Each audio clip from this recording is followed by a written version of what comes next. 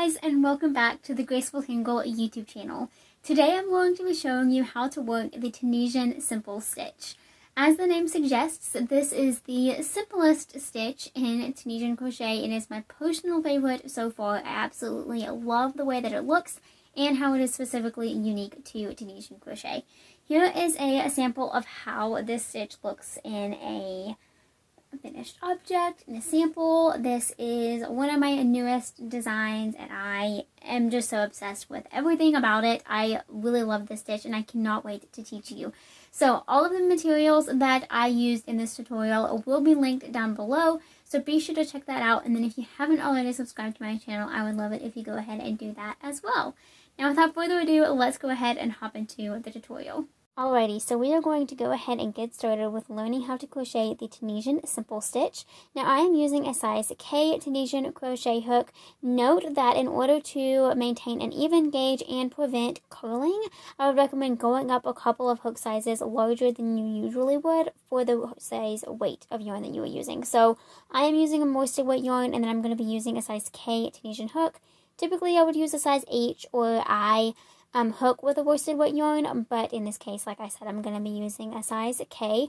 This is also an interchangeable hook, so I have the option of connecting a cable and an end cap to the end of this, but because I'm just going to be doing a small swatch for today's tutorial, I'm going to leave that off. I also don't want any unnecessary racket on the table here. So we're going to go ahead and get started with a normal foundation chain, just like we typically would for any crochet project. And I am just going to chain at 15. If you're following a standard pattern, be sure to chain the correct amount, of course. But again, I am just making a little swatch for today's video. So I'm going to chain about 15 stitches, give or take. That should be good. Now, also keep a note that your pattern should note if this loop counts as a stitch or not. In Tunisian crochet, most patterns will count this loop on your hook as a stitch, whereas in standard crochet, they typically won't. But again, that should be noted in your pattern, and so I definitely recommend reading it through, making sure that it is clear whether it counts as a stitch or not. So, now Tunisian crochet is different from standard crochet in the sense that it has two half rows to count as one row, and that is our forward pass and our return pass. So for our foundation row, we are going to work all the way across these stitches and then come back, and then we will start our Tunisian simple stitch. So for the foundation row, I'm going to insert my hook into the second stitch from my hook, yarn over, and pull up a loop. If you're familiar with standard crochet, this is basically half a single crochet, but we're just going to leave this loop on our hook instead of yarning over and pulling through again to complete our single crochet. I'm going to repeat that all the way across. So insert our hook into the next chain, yarn over, pull up a loop. Insert our hook into the next chain, yarn over, and pull up a loop. And like I said, we're going to repeat that all the way across.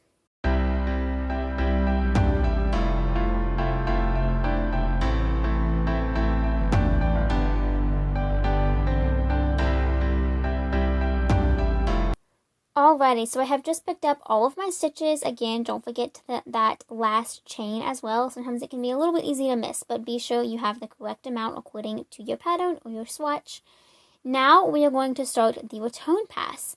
Now, just like normal crochet, we are going to start off by chaining one, and this gets us to the right height to make our edges even across all of the rows. So we're just going to start off by chaining one, yarn over, and pull through one, just like normal. And then we're going to do our return pass, which is super simple in Tunisian simple stitch, and honestly, my favorite part of the entire Tunisian crochet process. It is just so satisfying. So we are simply going to yarn over and pull through 2 loops all the way across. That's it. Yarn over, pull through 2. Yarn over, pull through 2. Yarn over, pull through 2. And again, we are just going to repeat this all the way across.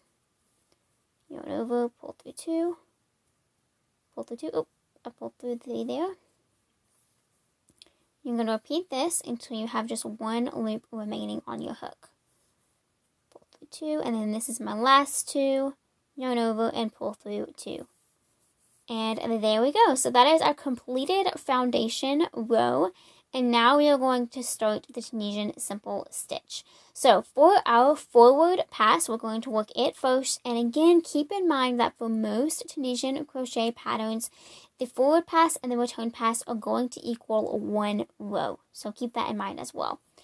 Alrighty, so to begin our forward pass, we're going to skip this very first stitch. So this is our side stitch. You can see that little V there. We are not going to work into it. That is our stitch that counts as this loop as well. So again, make sure to know if your pattern counts this as a stitch or not. My personal patterns will in my designs, but that's a very important note to make. So I'm going to skip that very first stitch. Now into this one, we are just going to insert our hook into the front of that vertical bar, yarn over, and pull through a loop. And we're going to repeat that all the way across. So again, here's my next vertical bar. You can see that it has 2 bars, one on the front, and then if we were to flip over our work, one on the back as well. For the simple stitch, we're just going to work into the front of it. So insert your hook through the front, yarn over, pull up a loop. And we're just going to repeat that all the way across until we have 1 stitch remaining. And we're going to do something a little bit different in that last stitch to give us a neater edge. So again, I am inserting my hook, yarning over, pulling through a loop all the way across.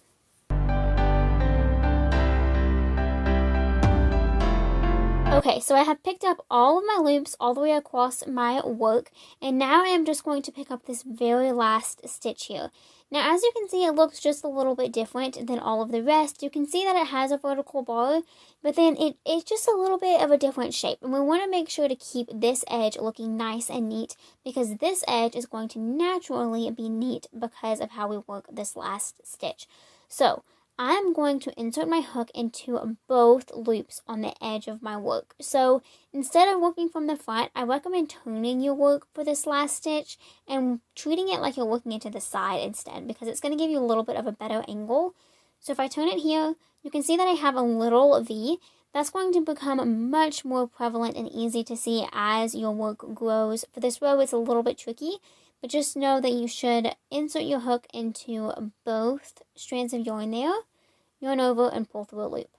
And all that's going to do is give you a very nice line of V's, which is going to make it very handy for seaming or working into that edge if that's what your project calls for, or just leaving a nice clean finish if you're making a dishcloth or washcloth or something that's going to lay straight and flat. Alright, now we're going to work our return pass, which is exactly the same as before.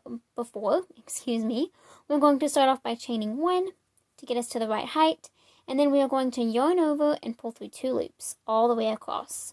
Yarn over, pull through 2, yarn over, pull through 2, yarn over, pull through 2, and again we're going to do this all the way across until we have just 1 loop remaining.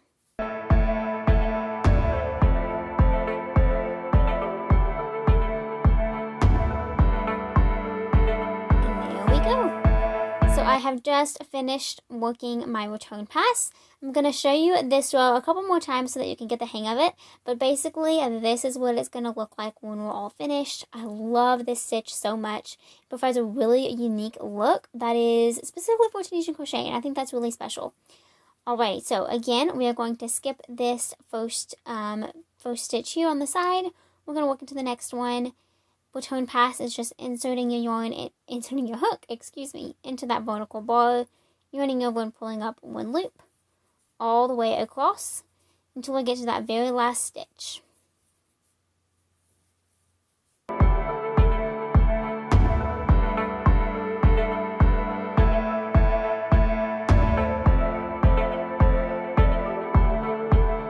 Alrighty, I am to my very last stitch again.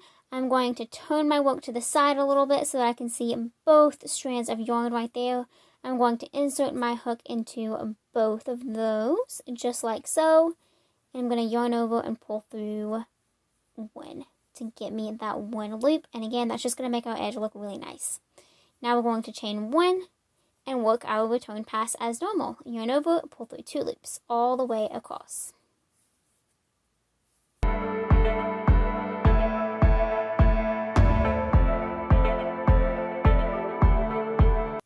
And there we go. There is our completed row 2. You can see that it's beginning to take shape. It looks so beautiful. Again, I love the texture so much. So simply repeat that last row for however many you'd like if you're making a swatch like me, or however many rows your pattern suggests.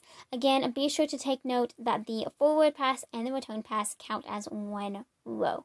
And that is all there is to it to Tunisian simple stitch. I hope you enjoyed this tutorial and found it helpful, and that you are now inspired to learn how Tunisian crochet if you haven't already learned, or to grow your skills if this is a new stitch to you. Again, I absolutely love this one and everything about Tunisian crochet, and I cannot wait to keep learning and keep teaching you as well. If you haven't already subscribed to my channel, please go ahead and do that. Then don't forget to hit that notification bell so that you don't miss out on any future videos, and check out all of the links in the description box below. Thank you so much for watching, and I will see you all next time. Until then, happy making. Bye.